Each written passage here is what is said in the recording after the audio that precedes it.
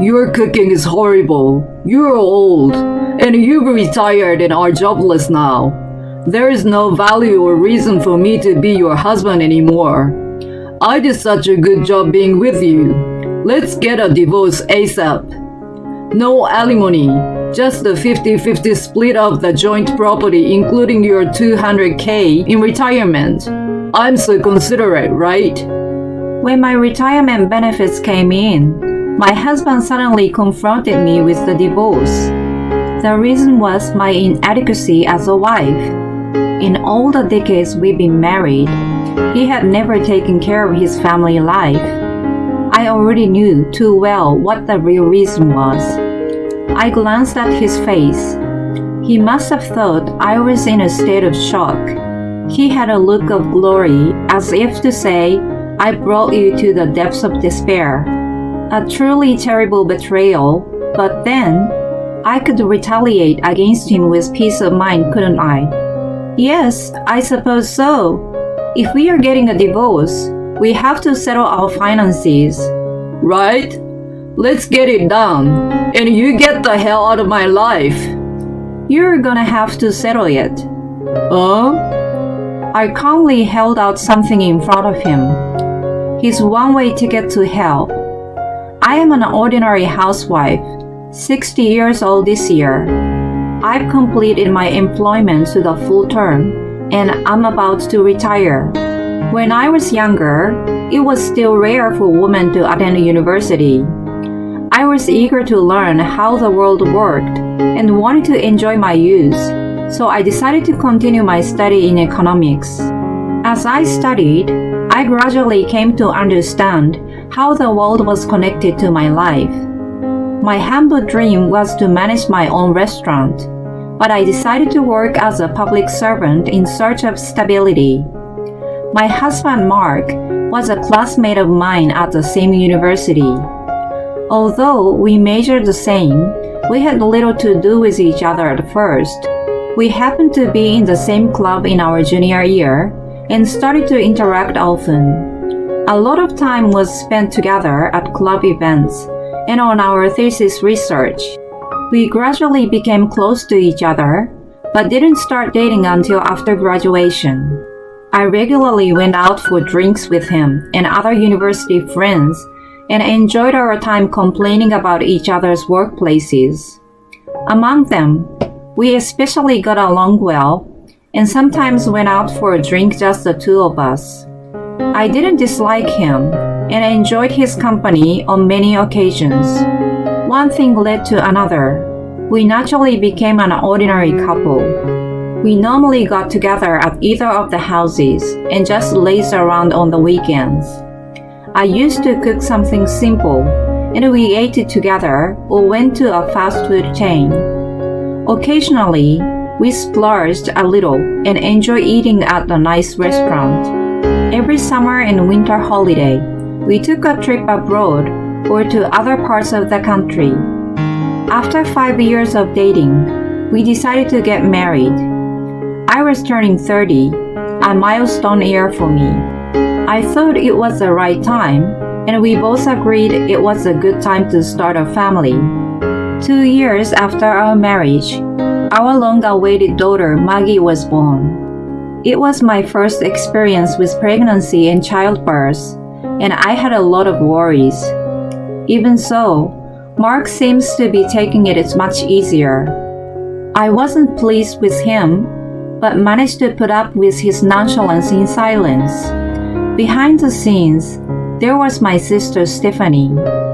About the same time I graduated from university, our parents passed away. She got a job right out of high school, and I was already employed, so we were financially stable. We both loved our parents and supported each other through hard times. We lived about a 10 minutes walk apart, and if something happened to either of us, we ran to each other immediately. She was unmarried and not dating anyone. She had a pessimistic view of a relationship as a result of having numerous scumbag boyfriends after high school. The first guy she dated was quite a playboy, who cheated around on her. He had borrowed money from a loan shark under her name and went on a spree. Thanks to him, she still carried distrust and avoided meeting men. She understood me well.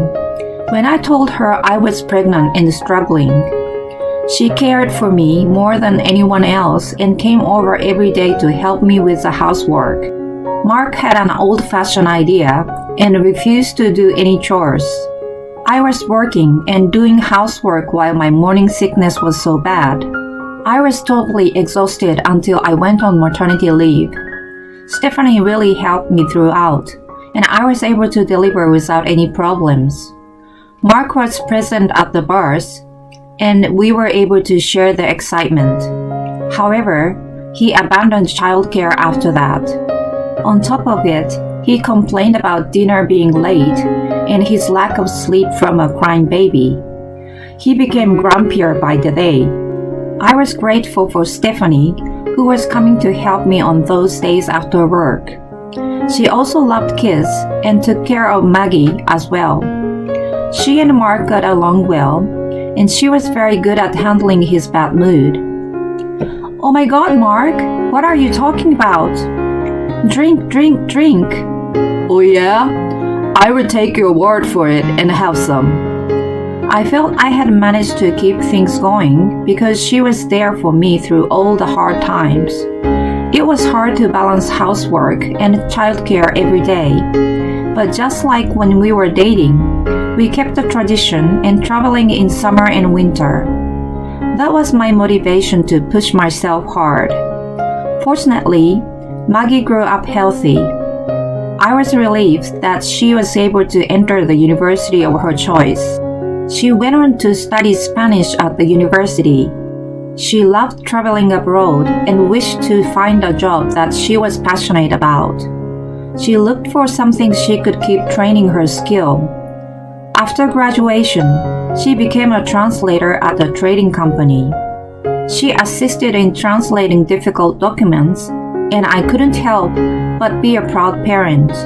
She was finally on her own, and I was approaching my retirement age. I had saved enough money and would receive a large sum of retirement fund. Since I was going to have a lot of time, I wanted to try something new. In the meantime, I noticed something strange. Mark was coming home late those days. Usually, he returned within an hour after he got off of work, but he started coming home at around 10 or 11 p.m. He ate out more often than usual as well. I've been in a slightly better position these days, and I'm going out to entertain my clients. That's why I'm coming home late. I'm about to retire, so it's kind of a last push. I was skeptical that his company was entrusting such an important job to someone so close to retirement. He sounded quite happy about it, so I let it go without questioning him. Later, I asked Stephanie when she came over. "Mark has been coming home late lately. He says he's taking out his clients. Could it be that he's having an affair just before he turns 60? Don't be ridiculous. I'm sure he's just putting in his last effort, as he says. I know him well too, but he doesn't have that kind of energy anymore, does he? You must know it better than anyone." I was probably overthinking. I imagined a carefree life together when we retired and wanted to enjoy going out like we used to. I didn't want to believe that he was cheating on me at that point and pushed the thought to the back of my head. One day, while all this was going on, I got a call from Maggie. "Mom, you like to drink, don't you? I found a stylish bar the other day. Let's go together." "Of course it's on me, so don't worry." "Wow, you sound so adult now. I will take your word for it. Let's go." I was so happy to hear her all grown up and decided to take the rare opportunity. A few days later, we met for drinks. I knew at a glance that it was the kind of trendy place she liked. It was a cafe bar that mainly served craft beer and wine. The chef, who was well-versed in both American and French cuisine, offered a wide range of dishes. The atmosphere of the bar was also very cozy and relaxing. You always come to such a nice place? Isn't it quite expensive? Are you making a good living? I don't come here all the time. I only come here on special occasions like tonight. Besides, it's not that expensive. We joked around, enjoying our first outing together in a while. She recently found a boyfriend. He worked at the same company as her and sounded like a prominent employee. Finally, being able to talk about things like this with her moved me deeply, and I almost cried. Then I witnessed a shocking scene. When I went to use the restroom, I saw Mark sitting at the counter. The person sitting next to him was Stephanie. I wondered why he was there with her. He was supposed to be taking his client out that night. I thought about calling out to them, but the way they were behaving didn't look like they were just relatives. They were sitting so close and looked like they were boyfriend and girlfriend. I even saw his arm around his waist, and he had that sweet look on his face like when we used to date. I felt nostalgic and a tightness in my chest all at once. Even if he was drunk, that's a bit much, isn't it? She seems pretty happy though. I was upset, but I calmed myself down and went back to the table. Maggie sensed something from my expression. Mom, what's wrong? Are you okay? No, actually. I told her everything I had seen earlier and said, well, I guess he must have gotten tired of me. Stephanie is prettier and smarter. This is what happens when you've been together for almost 30 years. Holy cow! He's been having an affair with her? Unbelievable. You don't need to blame yourself. There's nothing wrong with the person being cheated on. The person who cheats has a problem. I'm with you, Mom. Don't let him get away with it anymore. I know what you have been going through. Let's make him regret it. She encouraged me to face up to the reality, and I decided to confront him. With advice from her, I started off by secretly taking pictures of them together as evidence. 3 months after the shocking encounter, I finally reached retirement. It was a bittersweet moment to realize that I no longer worked there after so many years, but I was also looking forward to my second life. I spent my days doing housework and what I had been wanting to do. Mark was the same age as me, and he was going to retire in 6 months. Hey, how much do you have in your retirement fund? He asked me a few days after I retired. $200,000. But what is it all of a sudden? It's mine anyway. Yeah, I know that. I'm just asking so that I can visualize how much I will get in 6 months. I could see that he was grinning, but I pretended not to notice. Then, his attitude suddenly changed about 2 months afterward. We were getting a divorce. Excuse me? What's going on? I've been thinking for a long time that I don't like your cooking. I've never really thought it tasted good. I used to think you were pretty, but now you're older. You become really haggard. I'm even embarrassed to walk outside with you. You lack empathy too. That's pretty fatal for a woman, don't you think? I don't know how I have been able to put up with you all this time. I've reached my limit, so I want a divorce. Well, that's what you've been thinking all this time. I understand. Let's get a divorce. I can't be with someone who despises me either. I immediately agreed with him. He grinned and spoke enthusiastically. Thank you for all your hard work. Now it's time to talk about our finance. I'm going to take your retirement fund. It's our shared property. I see. Then I will make sure to charge you alimony. Don't you pretend you know nothing. I don't know what you are talking about. Don't make it harder than it needs to be. Do you still insist that you don't know about this? I laid out evidence pictures of his affairs on the table. This was 2 months ago, when you said you were taking clients out but meeting Stephanie. And this was... Actually, I hired a private detective after I retired and had him collect evidence of the affairs. It turned out that he was meeting her almost every day. No wonder she stopped coming over and didn't contact me anymore. From now until the divorce is finalized, I'm going to stay with Maggie. You can have Stephanie move in and live together. Anyway, I will not be coming back. So long. I packed my suitcase with everything I needed and headed right over to Maggie's house. I informed her of the whole situation, and she warmly welcomed me in. I see you finally got it all done. Good job, Mother. Make yourself at home until you find your own place. Thank you. I will take up your offer. If your boyfriend comes over or something, I will go somewhere else, so just let me know.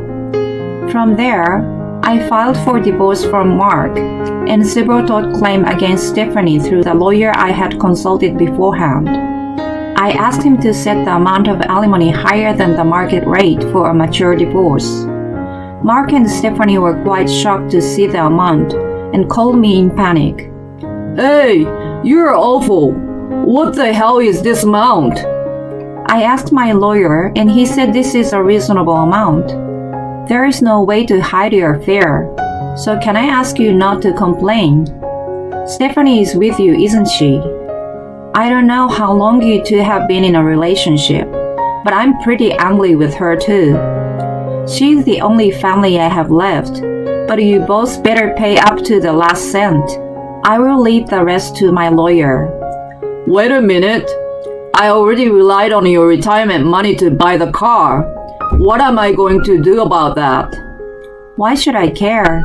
You bought it, so you pay for it. If you don't have the money, return it or get a loan yourself.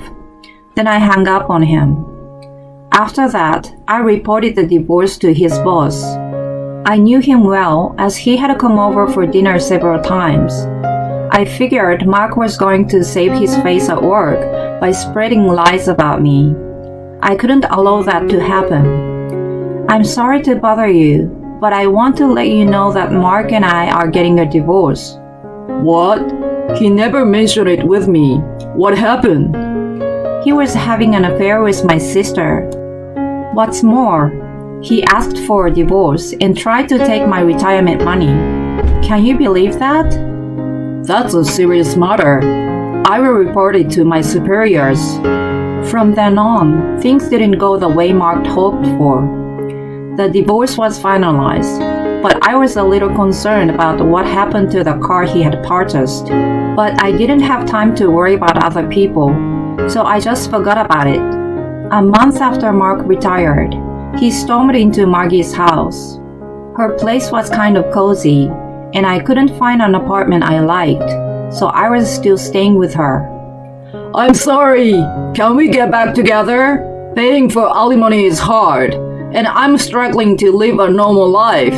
He started talking about his recent situation. He had an emotionally very difficult few months at work, as what I told his boss leaked out from somewhere and made him feel ashamed. He had been looking forward to his retirement fund, but it was reduced drastically due to a tip-off about the wrongdoing he had done behind the scenes. He of course gave up on buying a car. He had not saved much as he somehow depended on me, and his social security wasn't enough to live comfortably. When he was charged a big alimony, he and Stephanie had broken up. They were both struggling to pay up the amount. Stephanie was also counting on my retirement fund and bought a few things. She had a lot of credit card bills and loans that she was in financial trouble. Mark had been abandoned by her and was destined for a lonely second life. You're just after my money, right? Do you realize that you've only been talking about yourself since you got here? I have nothing to do with you anymore. You're the one who cheated on me and tried to steal my money. Karma is a bitch, you know. Now you get out. Wait. I'm really sorry. You're right. He was on his knees pleading. The way he did it looked staged, so I was sure he must have done it at work too. Maggie finally spoke up after observing our conversations. Do you know how hard life was for Mom? She had been working and taking care of the house all by herself. You never helped her with anything. If she said something, you got cranky, so she kept quiet.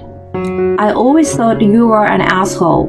To top it all off, you cheated on her and tried to rob her. I just can't believe it. And now you ask her to get back together because you need the money. Can you humiliate yourself even more? I never want to see your face again, you traitor. Being told this much by his daughter mortified him that he left in a miserable state. I'm completely freed from Mark now that I'm enjoying a comfortable second life. I found a perfect apartment for myself and have been throwing home parties with my ex-coworkers and friends. Thanks to my retirement fund and alimony, most of my financial problems have been solved, and I live my life without being tied down by money. I feel like my relationship with my daughter is better than before. I was recently introduced to her boyfriend. He is a nice young man, just as I had imagined. I feel I could trust him with her for the time being. They even take me on trips when they get time off. I guess she doesn't want me to feel lonely, and she says it's her time to pay me back. If there's one thing I can wish for from her, it is to see my grandchildren as soon as possible. I will wait patiently for her to reach that phase. Now that I've settled down, I'm starting to fulfill a dream I had when I was young, to run a small cafe. My second life has just begun.